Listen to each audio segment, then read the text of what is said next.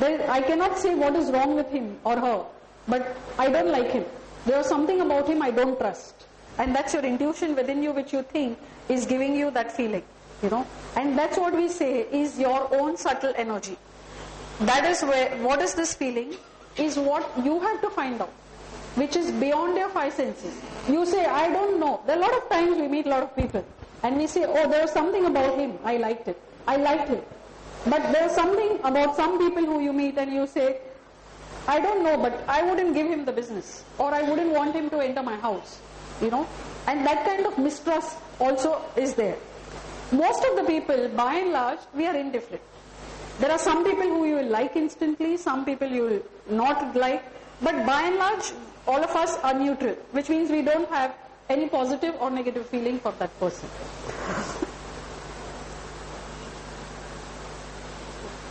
So how will you identify what are the features of subtle energies? Subtle energies have a tremendous impact on our lives without us really understanding it. Some of it can be at the physical level, some of it can be at a psychological level, which influences our day-to-day thinking and thereby your decision making. And finally, most of it at the spiritual level. Because if we follow through, and what Parveen will also take up is that a lot of our problems originate from the spiritual dimension. And if we learn to accept that, a lot of things can be resolved in a different way of how you are already handling your own situations today. So therefore, positive energies, yes, impact us positively, and negative energies, without us even realizing it, or without even us experiencing it as at times, how we could be really surrounded by negativity, makes us think negatively without us wanting to do so. I'm sure all of you here would not want to think negative about anybody. But the fact is that certain situations, certain incidents, certain people in your life make, in spite of you not wanting to think negative, we end up thinking maybe not so good about that person, or about the situation, or about an environment you are in.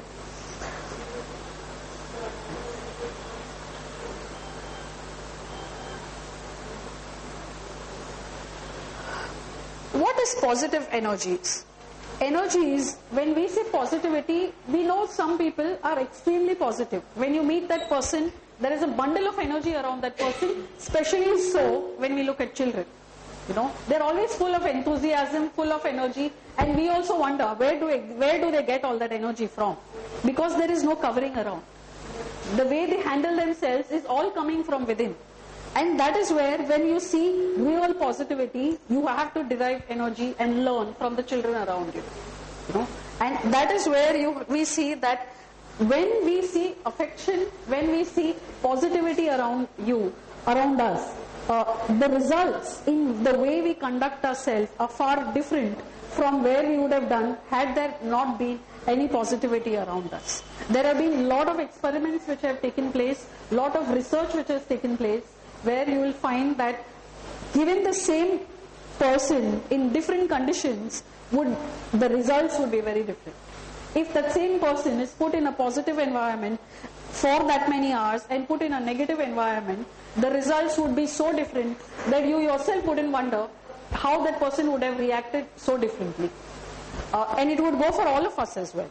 So therefore, we must understand that when we all want to be positive, but with spiritual help, with spiritual support, or with spiritual divine energy is where we can make it even better, by influencing our own selves to have more of divine help or divine energy help coming to us in everything what we do. And therefore, when we enhance our desire for God, or for understanding the unknown, as we say, in a positive way, there is an influence to all of us which is also very positive. And a very small incident in your day-to-day life which you felt would have been difficult become much easier. And I am not talking of something which will be that one fine day everything will happen. It is in everything what you do.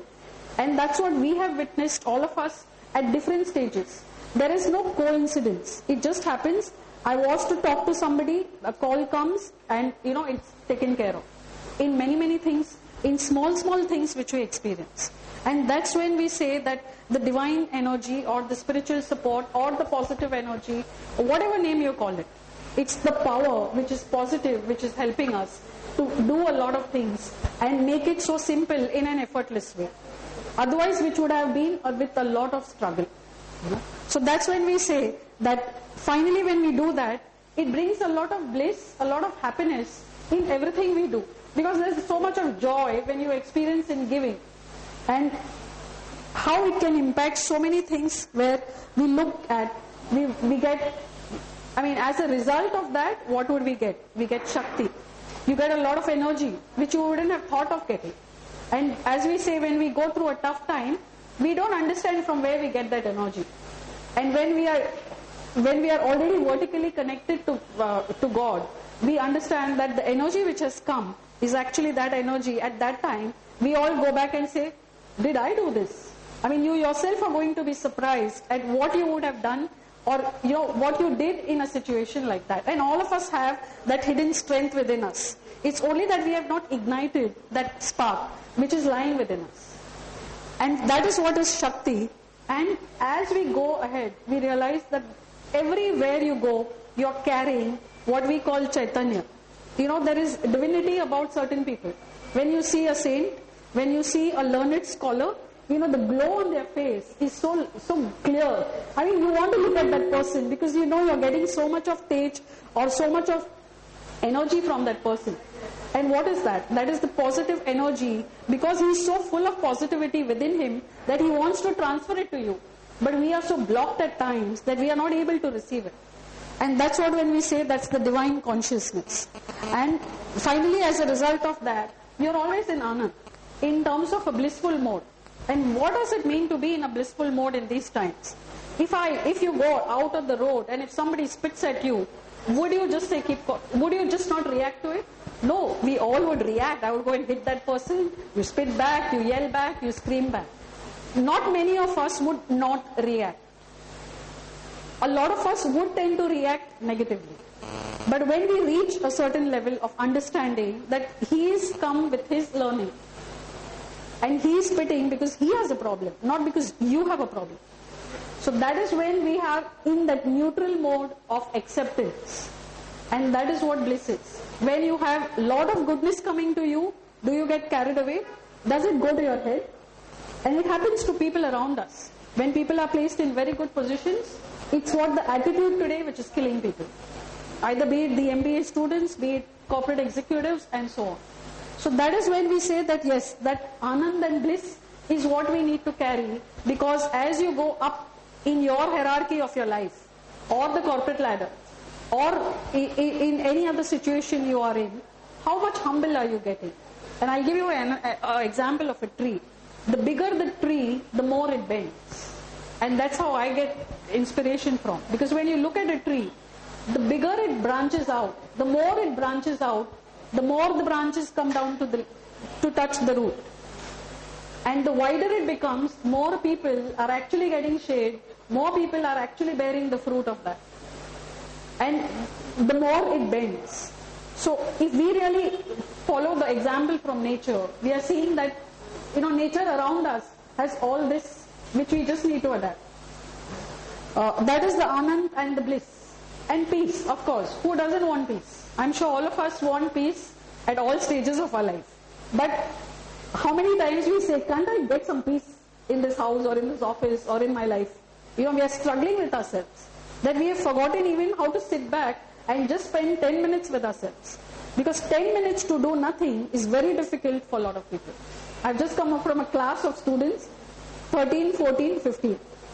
Believe me, for a 50 to 100 people to sit doing nothing was a tough task for me to handle. And that doesn't go only for the teenagers. It goes for all of us. Only we have conditioned our mind to sit straight, but our mind is talking to us. Our body is fidgeting within. In spite of 2 minutes, I tell you, keep your mind shut, close your eyes, settle in, very difficult. For all of us, because of the environment which we are in. So we need to arrive ourselves, we need to have a path which can take us to be in that blissful moment, even when around us there is chaos. How many of you can switch off on a Churchgate station or a VT station and say, fine, all this is fine, with the chaos, especially at 6 o'clock, at peak hours? No, very difficult, but not impossible. Because there is a way of how we can start the process of actually feeling that blissfulness within us. And that is what positivity can reach you. Because the kind of positivity when you start experiences, it's like tasting sugar. Once you know sugar is sweet, that's when you will want more of it. And that's what all of us want. Because the kind of feeling of all these four combinations of Shakti, Chaitanya, Anand and bliss can actually take you to a different level of thinking, to a different level of being. And the energy which you will get will be far, far superior, and you yourself will feel so lighter in the life we lead. And how much of difference it can make. Of course, we've seen positive energies, but life is not so simple. We also have negative or distressing energies around us. And that is where we get bogged down. That is where the obstacles which we face take over. Take over our mode of thinking, our way of thinking. And when we say distressing or negative energy, we mean that energy which will cause us spiritual, intellectual, physical, mental harm while operating at any level of anything what we do, where either spiritual is concerned or physical is concerned. Which means anything in our life, whatever we do, either at the physical level, at the mental level, which is the psychological level, or at the spiritual level, is always with a lot of thoughts, with a lot of decisions which we wouldn't have taken in that situation. When you turn back, we look at ourselves. Why did I do that? I didn't want to scream at that person. And especially most of our hurts, most of our negativity comes from our near and dear ones, of where we spend a lot of hours, a lot of time with. And that's where we have to understand that it is not you yourself driving that energy. You are not the doer of that energy. It is being influenced to you by in different situations. And how is that? There are various types of energies which can actually cause us the result of how we behave, in spite of us not intending to behave in that particular way. We have no intentions to harm anyone. And more so our own children, parents, mother, father, spouses and relatives or friends. We wouldn't want that. But the fact is that the kind of energies which exist around us make us influence in that way that we do things which we wouldn't do. And what are those energies? Those are the ancestral energies, which is the subtle bodies of our ancestors who left the body with unsatisfied desires. And most of the problems which we face today are originated from our ancestral problems. That's why we say that when a person, when your family member or when a near dear one passes away, do the rites of that person, which is complete and fully done. In today's times, when there is no time, we want to do the shortcut way or the fast track way. And that's where these are the negative energies which actually come and create havoc in our lives without us even understanding it. We don't even understand this. And obviously for a lot of more information related to this, you could go on our website and check it out on the ancestors. We also have had lectures on ancestors where what kind of ancestral problems one faces and how one can deal with it. But yes, they do play a very big role in the conduct of our lives, which impact us negatively. The second is the negative energies from people not related to us. There are a lot of times, typical example I can say is, one travels by train so often that somebody just does like that to you. Hey, सीधा खड़ा रहो ना, दिखता नहीं है क्या? That's the term which we use, and it just comes out so naturally. Can't you see what I'm doing? Can't you see where you're walking or where you're talking? And that's so normal. No, but what is it? That person didn't even know you're next to you at times, and you suddenly wonder why is he screaming? Or it could happen the reverse to you. Somebody screams at you, and you also wonder, but I don't even know he was standing next to me. So that is what it means when we say from negative energies which have created negative thinking between two people who you don't even know.